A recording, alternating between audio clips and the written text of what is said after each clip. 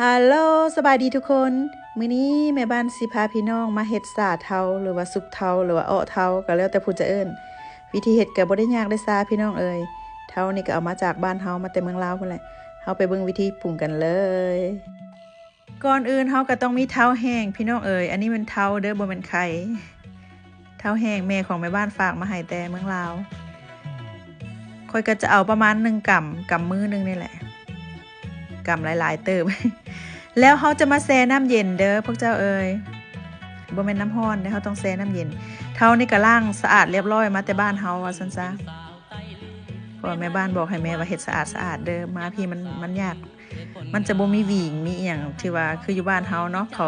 ไปเอาเท่านี่เขาจะเอาหวีงซ่อนเอาได้พี่น้องเอ้ยหวีงตักเอาสวิงนะจะแช่ไว้ประมาณ30นาทีเด้หลังจากที่เฮาแช่ไว้เรียบร้อยเป็นแบบนี้วันนี้เราก็จะเอาไปตองเอาน้ำออก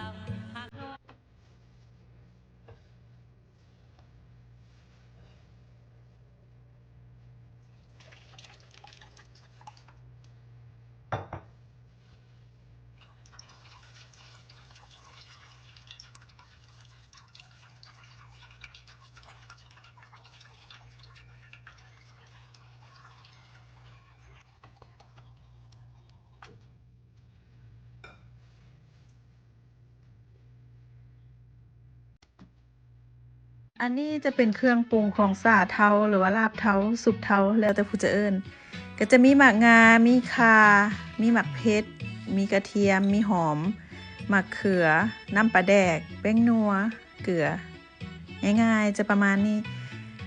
ก่อนอื่นเขาก็ต้องเอาหม้อข้างแม่บ้านจะเฮ็ดแบบซุกได้พี่น้องจะอ้อหน่อยนึงค่ะนะจะลวกเพิ่นหน่อยนึงค่ะนะ ตั้งหม้อข้างเอาเท้าใส่แล้วก็จะใส่เกลือ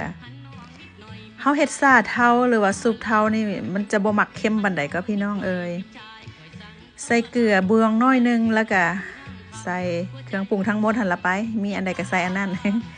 หรือว่าเฮาอยากใส่ป่าก็ได้เด้อใส่ป่าปนป่าใส่หยังมันก็แซ่บเนาะก็แล้วแต่ผู้มักของกินก็ได้พี่น้องเอ้ยแต่แม่บ้านนี่เฮ็ดง่าย